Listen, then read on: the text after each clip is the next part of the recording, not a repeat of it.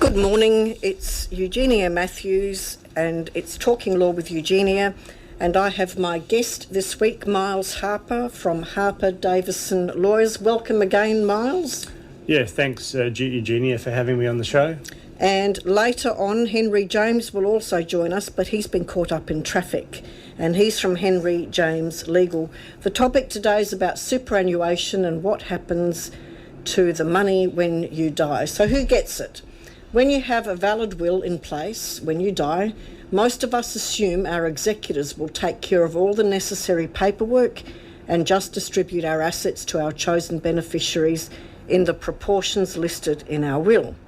But when it comes to your super, it's not that simple. Your will doesn't automatically decide who gets your retirement savings. It's up to the trustee of your super fund to make the final decision. If you want to ensure that you have a say in who gets your super when you die, you need to learn what to do to ensure that your wishes are respected. And Miles will take us through this later on, but surprisingly, we don't actually own our own superannuation assets. The trustee of the super fund does. And we're going to go to a song as we always start, but I must remind you that the program is brought to you by Adelaide Hills Toyota. Now it's 5 seconds of summer and the song is called Money because that's what we're actually discussing today. Money. I hope you enjoy it. Yes, I got a text through the break. I did see it. It's everyone's surprised I played something hip-hoppy and modern. Oh, well, you know, I have a wide range of musical tastes. But you will get ABBA later because I like ABBA. The talk is superannuation and what happens to the money after you die. I'll introduce Miles Harper again. Welcome. Yeah, thanks Eugenia. Superannuation and after you die, you know, most people don't bother to consider it because they go, oh, it's super, you know, I'll put money in, I get money out at the end. What they don't realise is that there's over 500 pages of legislation behind the rules on super. And it's been in place since 1993. And if something goes wrong with your superannuation death benefits, it goes really wrong and it ends up as part of an estate litigation matter. Even though super is legally separate, as Eugenia just said, it's actually still ends up as part of a real mess. And in fact, if it's such a mess, it can go on for months and years. So it's worth actually thinking about it. And I say that to my estate planning clients. If I'm going to ask them a question about who's going to be the executor, I go, look, don't tell me now, think about it. All I ask you is that you think about it. And it's the same in relation to superannuation because people don't bother to think about it because, oh, you know, I'm never going to die, so why should I worry about it? That's the type of attitude people often have. There are two sort of basic types of superannuation. One are the public offer funds, so North Limited, places like Australian Retirement Super, Host Plus, Super SA, those types of funds, and they're either set up by government or union and business. There's a variety of them. Mm-hmm. Industry funds are those ones, and there are private ones like MLC. Then there's the second type, which is where you self-manage your own superannuation and you have your own trust deed. So they're really, really separate. And when it comes to super, it's quite a confusing thing. First of all, if you try to do a nomination and find it on one of the super funds websites, the public offer funds, it's really hard to find the form. One nomination is what's called advisory, which means the trustee will look at it when they make a decision as to who the super is to go to. Because as Eugenia said, it's the trustee who determines where the super goes, not you. So, however, you can have what's called a binding nomination. A binding nomination says to the trustee, I nominate whoever it might be, and you might have 6 or 7 spaces on a form. The only problem is it doesn't give you an either or position. It doesn't say 100% to my spouse, but if he or she's dead, then to my children. They don't have that. Like, you would think it wouldn't be that hard for them to do it, but guess what? They don't care. They haven't bothered. At least that's my version of it. It's obviously, as you can tell, it's a soapbox issue for me. okay, so you can, if you have a binding nomination, which means the trustee has to follow it, first of all, it has to be valid. So you have to nominate someone who is a dependent within the meaning of the superannuation industry supervision legislation. That's number one. Secondly, you can sometimes nominate just for 3 years because that's what their trust deed provides. You can only bind them for 3 years, or it's non-lapsing, which means it goes on forever. So one of the things about nominating someone in a public offer fund, like an AMP or MLC, is they have to be a dependent. You can't nominate your mum or dad because they're not a dependent on you. And you go, all right, do they depend on you for anything? No, they don't. In fact, you might be dependent on them. In that case, it doesn't work. And some of the disputes around super are around younger people who die, but there's a lot of life insurance attached to their super. And that's why there's an argument about it.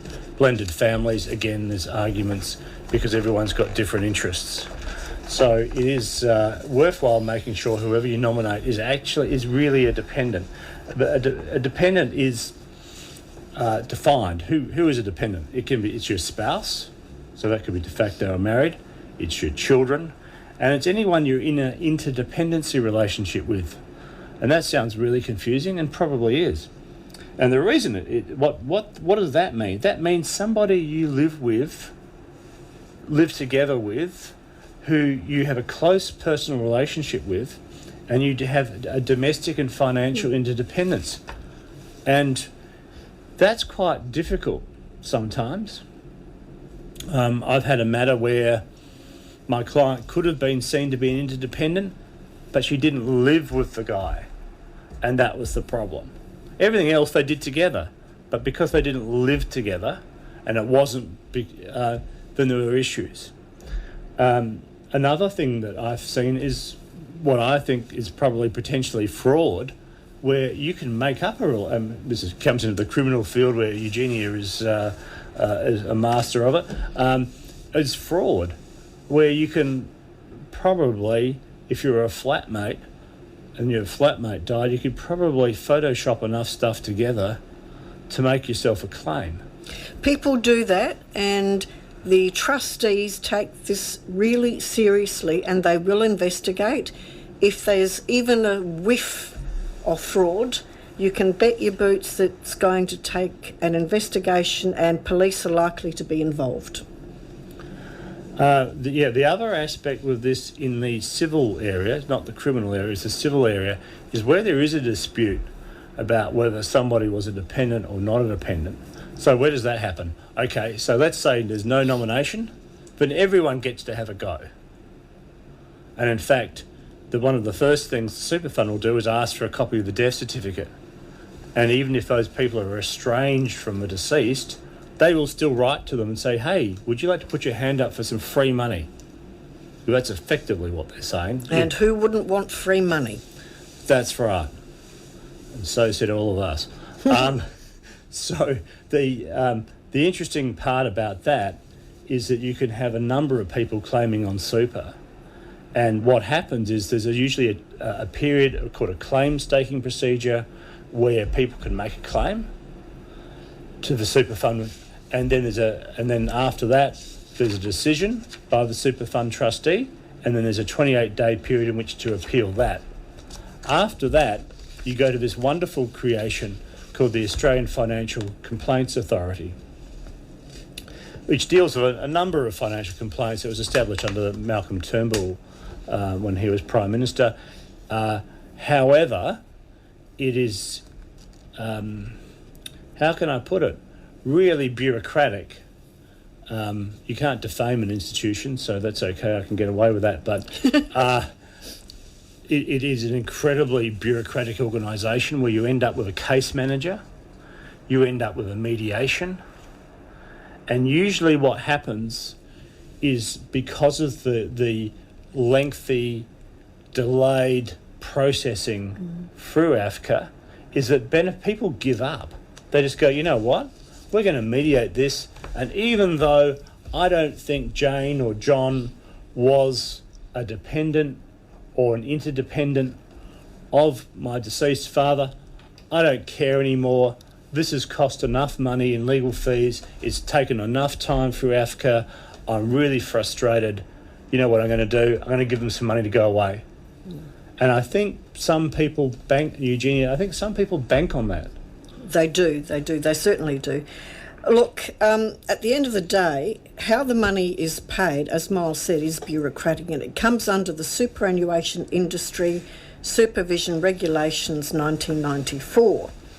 And a dependent under super is different from what a dependent is for tax law, and that's something that many people aren't aware of. That is a big problem, Eugenia. I have seen that firsthand, and the impact is devastating. Financially, it's devastating, because what happens is, if you're a child who's an adult, you're not dependent on the deceased. Depending on how the deceased superannuation has been taxed, then on the taxed element, you might get their super, but you're going to be paying 15% on the taxed element plus Medicare levy. You're going to use 17% of that in tax for a start. And if there's money that's gone into super from the deceased that has never been taxed, so it's called an untaxed component, you can be taxed 30% plus Medicare levy.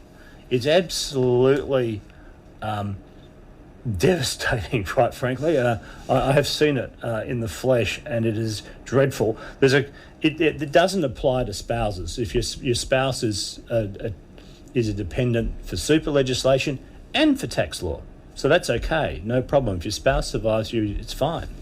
Okay, what happens if your spouse doesn't survive you and you've got adult kids? Well, I've had that example quite recently, and the deceased was dying gradually, shall we say. You know, it was going to happen. They knew it was going to happen. Probably not happy about it, but not a lot they could do about it.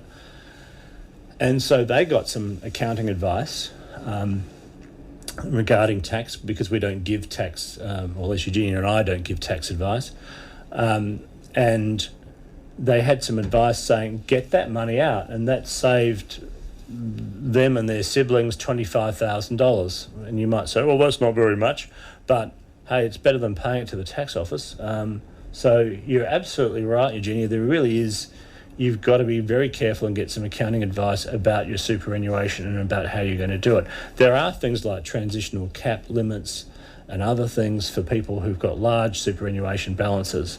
So it's quite critical to get decent quality advice, not just about how you're going to get a retirement income from your superannuation, but how you're going to deal with it if one of you dies or the other dies. So that's a really really important point that people wouldn't know about. You know, you just wouldn't know that there's this death tax sitting in superannuation.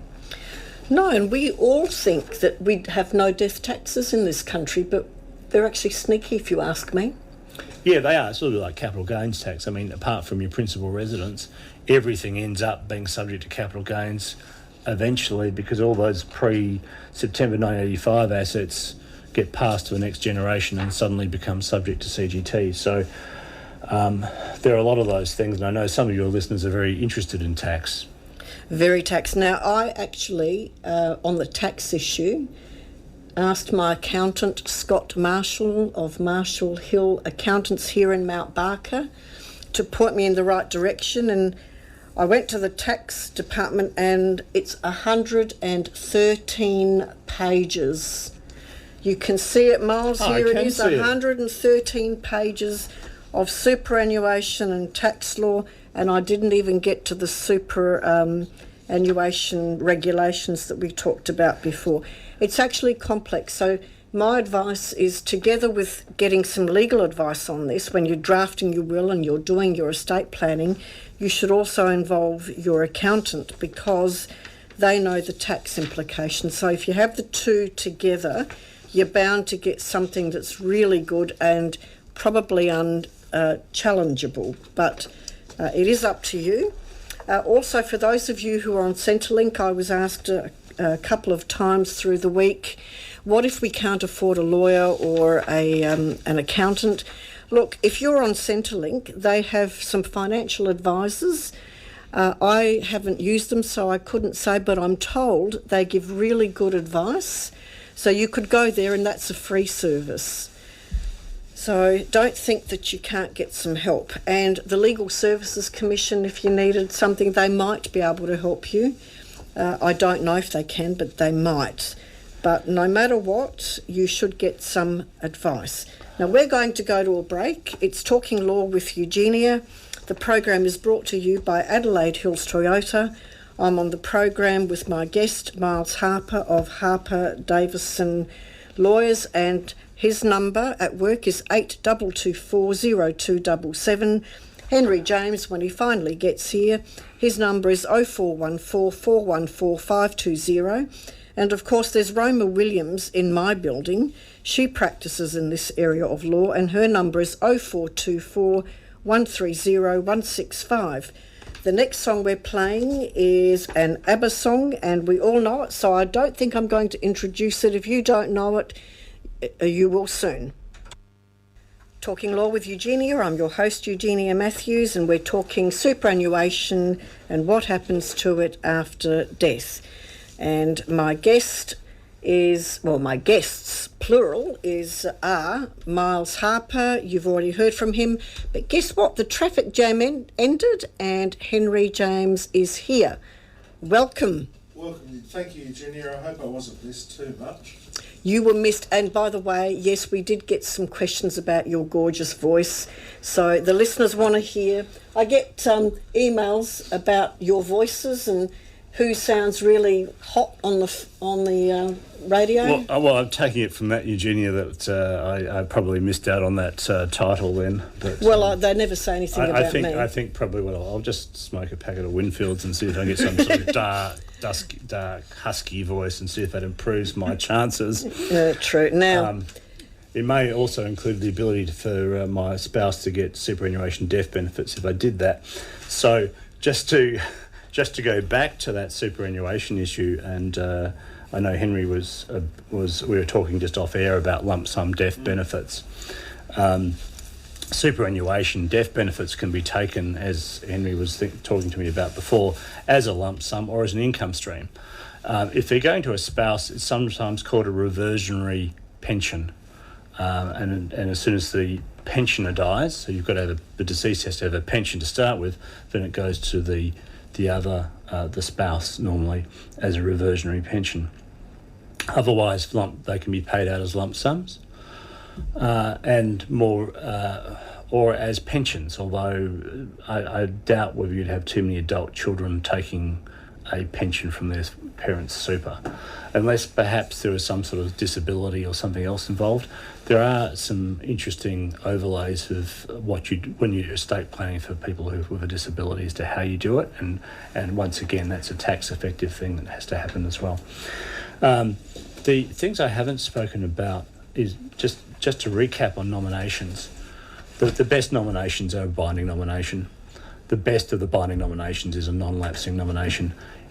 A super fund can only do a non-lapsing nomination if they provide it, and that means they have to have rules and a trust deed, and that trust deed has to provide for that. And if they can do that, fantastic. There is another issue too, and it's still in the process, I think, of being litigated. Is, can I use my power of attorney to renew somebody else's binding death nomination, which is in my favour? I don't think you can, because it might be okay by super law, but it's not going to be okay as a power of attorney to benefit yourself. So there are some cases about that. There's a fairly recent one in Queensland. So one really has to be extremely aware of what you're doing. That case is Re SB Ex Parte AC, which is a 2020 case in Queensland. I don't know of any in Adelaide. I know the issue's been live amongst estate practitioners, but I don't know of any actual cases off the top of my head. So you've got to be aware of that in case, if you have a family where everyone's not a happy camper, and quite frankly, And listeners, one of you may be the exception to this. And so if you feel annoyed, just believe you're the exception. But it's that most families are dysfunctional in their own way. And therefore you always have the potential for somebody to perhaps not behave. And if legal practice has taught me anything, Miles, is that level of dysfunction often only rears its ugly head after the death has occurred.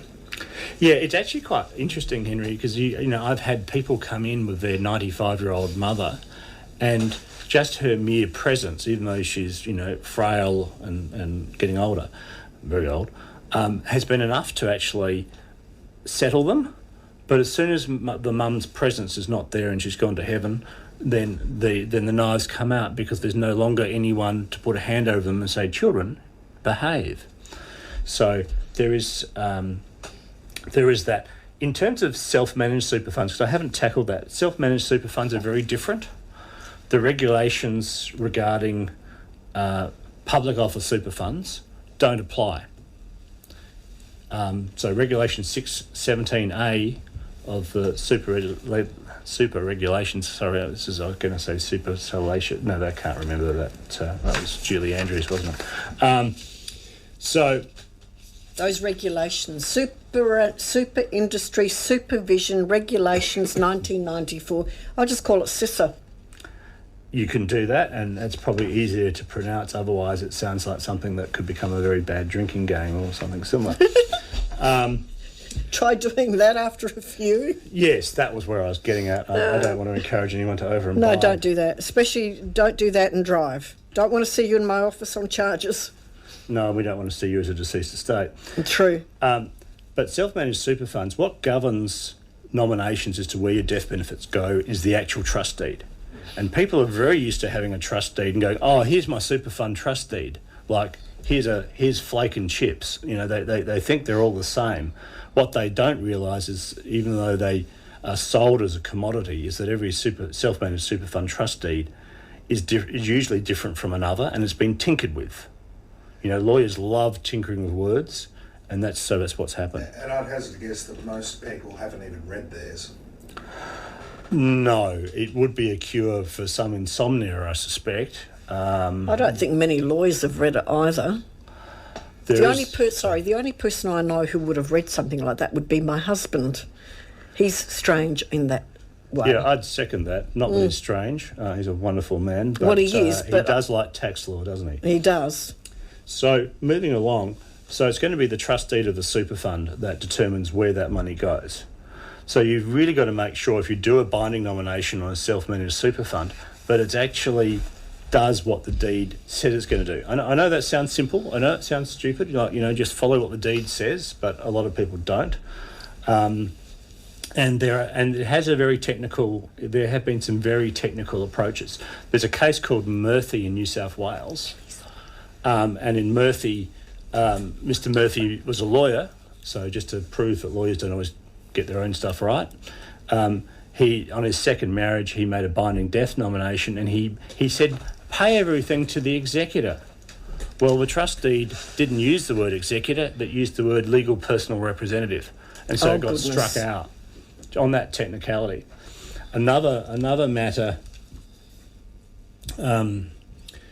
called Williams, and Williams, just to make it really confusing. Yes. Sounds like a law firm. That's a 2023 Queensland decision, and the lesson that came out of that was, if you've got two trustees, somehow or other you must ensure, if you do a binding nomination, that the other trustee has been notified that you've made that nomination, because if they're not notified, guess what? The nomination's not valid and it falls through. Can I just ask a question there? Because just had a hot question. So if you make your binding nomination or your nomination to your super fund, that's not enough? No, you can't do a half baked way of doing it. It's got to be witnessed by two people over the age of 18 if it's a self-managed super fund to make it binding, and in fact for public offer funds. With a self-managed super fund, it needs to say who the two witnesses are, that they're over 18, that the trustee of the fund acknowledged the receipt of, i.e. they've been notified, like the Williams case, and that they consent to the making of the nomination, because the trustees are third party, a bit like when you guys do family law, and you do a superannuation splitting order. The court won't make that order to split the husband or the wife's super unless there's been a procedural fairness letter from the super fund saying, hey, yes, we've been put on notice, we've been notified, and we consent to this. So all these old-fashioned rules that people go, she'll be right, have to be looked at. There's another really interesting case which reminds me of Cluedo. It's called Bryan and Carter. The decision's about 7 or 8 years old. Professor Bryan had 3 children, and then he had, I don't know what happened to his first wife, I don't recall, and he had a partner.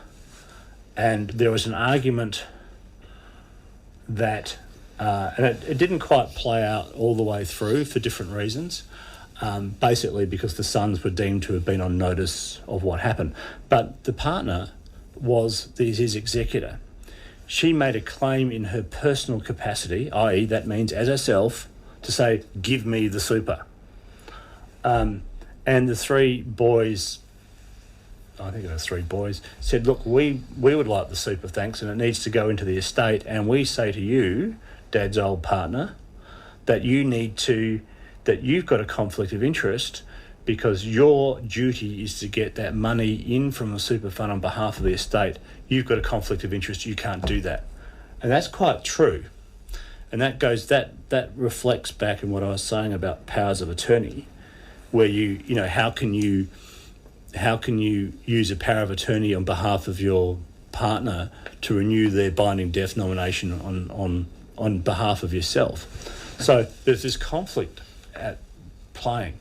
So quite recently I had a matter where I thought it was going to end up as a dispute. Fortunately it didn't, which was good for the beneficiaries of the will. But what I saw was that there was a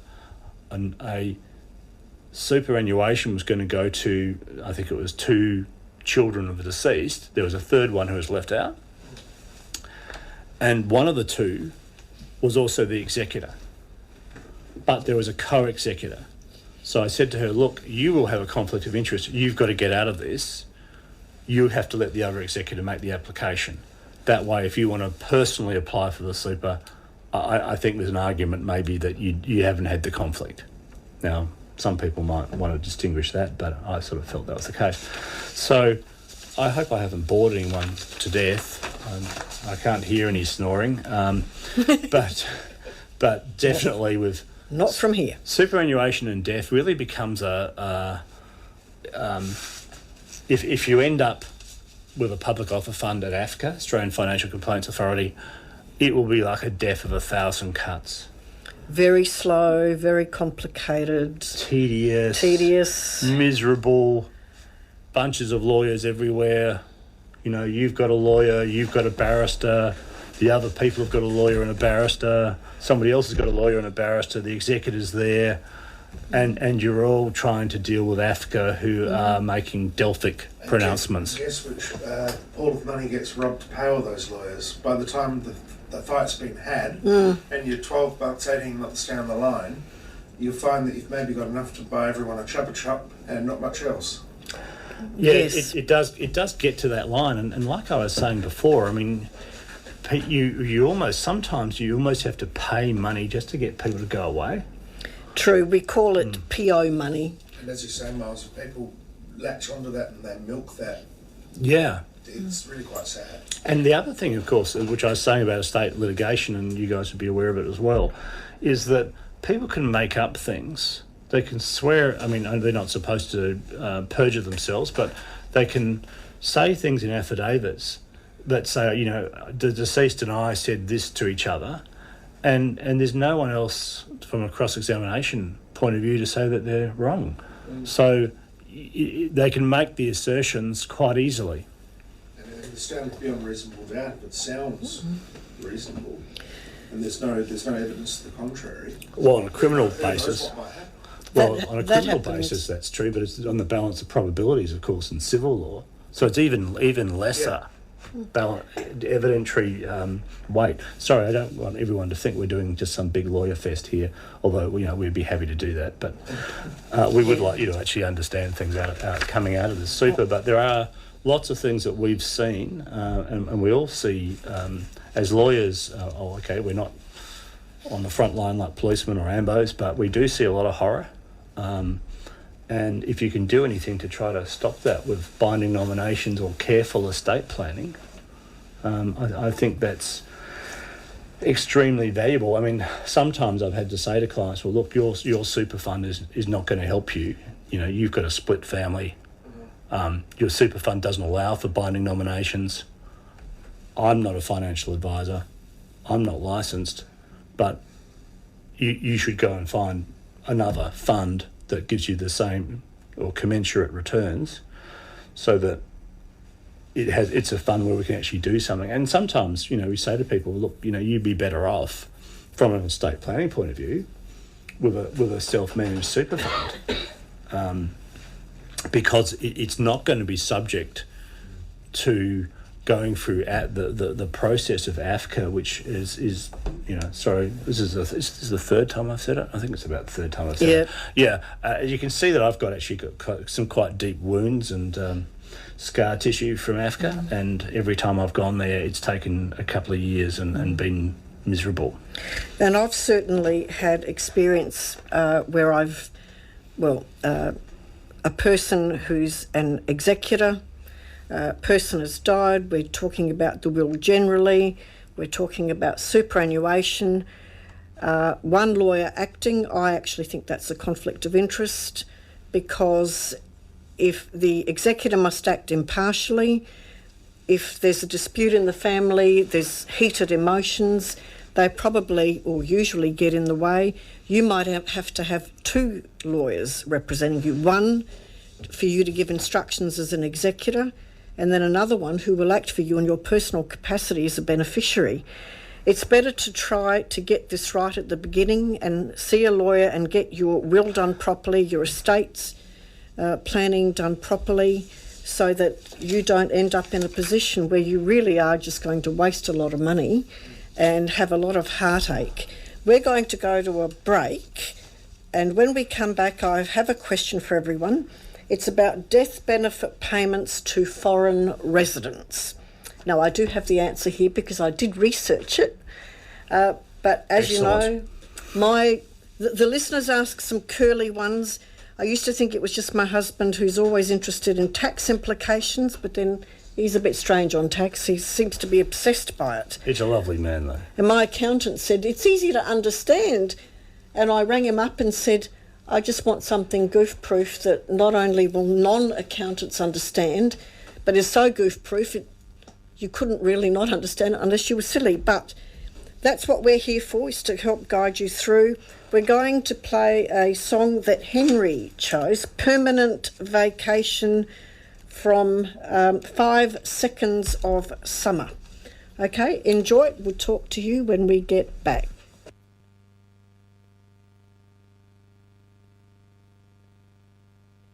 Received a message to repeat it.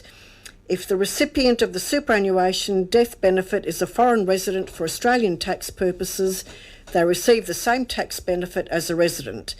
However, they are generally exempt from a Medicare levy. If the death benefit payment is considered Australian sourced income, that's different. If the beneficiary is a tax resident of a country that has a double tax agreement with Australia, there may be no Australian tax imposed. You will need to check the taxation laws of your country and whether it has a tax treaty with Australia. Your lawyer and your accountant may be able to help with that. And I'm throwing the conversation back to Miles and Henry. And I think Henry's going to lead this part about it, and it's got something to do with costs. Yes, there's always the issue of where you've got an estate that's been fought over. Something Miles and I have been discussing is it right for an executor who's also a beneficiary of the estate to be able to draw from the estate funds to fund their legal action? Miles, what's your view on this? Henry, there can be an issue where I'll have a client who's a beneficiary or wants to claim on an estate, and they'll be saying to me, look, my sister is represented by one firm and she's the executor, but she's also the beneficiary. So how do I know whether the executor costs are being paid or whether it's also her costs as a beneficiary being paid? And that's a really useful question because, as you'd know, as an executor, you're supposed to be neutral in South Australia, so your legal costs can come out of the estate, and that's fair and reasonable. But your beneficiary costs don't necessarily come out of the estate. So there's some that's potentially or is a conflict of interest, and that's something which really needs. It follows on from the conflict that I was saying before. That can happen with superannuation, and this is another example of a conflict which people have to be aware of, and solicitors in particular. The other thing I thought I might talk about quickly was I haven't talked about your super death benefits going to your estate. So that's usually not called your executor. They have to make a longer word for it called legal personal representative, which is just what they do. And you can have it paid to your estate, and sometimes that's a nice, neat way of doing things. Obviously, you've got tax advice before you did it. There's another thing that sometimes people put in are things called superannuation death benefit trusts as well into wills, which is, I can see everyone eyes glazing and things clouding over, and my voice becoming dim as people hear that. But there are some tax advantages to and control advantages to paying superannuation into an estate. I mean, the other thing too is, that way you can control what age your children get those benefits at. Whereas if you've just got a public offer fund like MLC or one of the other funds, I'm not picking on MLC, let's pick on BT for example. I've not enjoyed their bureaucracy in the past. Not that I will. Should single them out because there are many super funds with vast bureaucracies. But they'll pay, if you don't have a binding nomination, they'll pay the money to your kids at 18. And I don't know about any of you guys at 18. I haven't experienced any of you guys at 18, which is probably just as well. But some 18-year-olds apparently are not very mature and tend to waste the money. So you don't want that happening. I wouldn't give any 18-year-old large sums of money. They're not mature enough to handle it, and they make stupid decisions. That seems to be fairly emphatic. And the other thing to add, if you have a wonderful child, an Uber child who's 18, and they might be absolutely terrific and sensible and reasonable and the apple of your eye, but they haven't had life experience. And life experience and a bit of scarring, as much as we'd prefer to avoid it, does help you sort things out. So even at 18, if they're good, they still don't have that life experience necessarily to deal with things, which is, why I tend to have in my wills, I don't know about you guys, but I tend to have people inheriting the bulk of their estate at age 25 with their kids. By 25, they're a lot more sensible. When you're 18, you haven't experienced the world, you don't know about money and bills and planning for your future, because at that age you're invincible. But you do have to make plans, and the older you are, the more sensible your life decisions are going to be generally. Well, yeah, that's right. They need a few years under their belt where they've been legally been able to drink before they get given a big sum of money. They need to have those few years where they can let the youthful indiscretions come and go without the responsibility of a big sum of money in their bank account. Yeah, love won and lost. They've had some Runs on the board. Indeed. That sort of thing. They've been to a job, got sacked for the first time or the second time, and hopefully then learnt that maybe they shouldn't play on their phones or whatever it might be. So those sorts of things are pretty critical. So yes, you can get superannuation to go through and into your estate via your legal personal representative. It is important to get this stuff done properly. People tend to not really think it through. It's good to have advice from solid lawyers and people of experience. And I know that Henry visits the hills. I was originally a hills dweller and still a visitor to the hills, and so we are around if required, and I know of course that Roma is too. Thank you very much. Okay, and that will conclude our talk. Remember, it's important to get advice. Check with your super fund, talk to your lawyer, get your will done properly. Also speak to an accountant, and don't forget Centrelink, as I said, might have a free advice line for you. We will talk to you again next week on a topic which might actually be wills and estates again, but it depends on what you send me, what we discuss. I'll see you next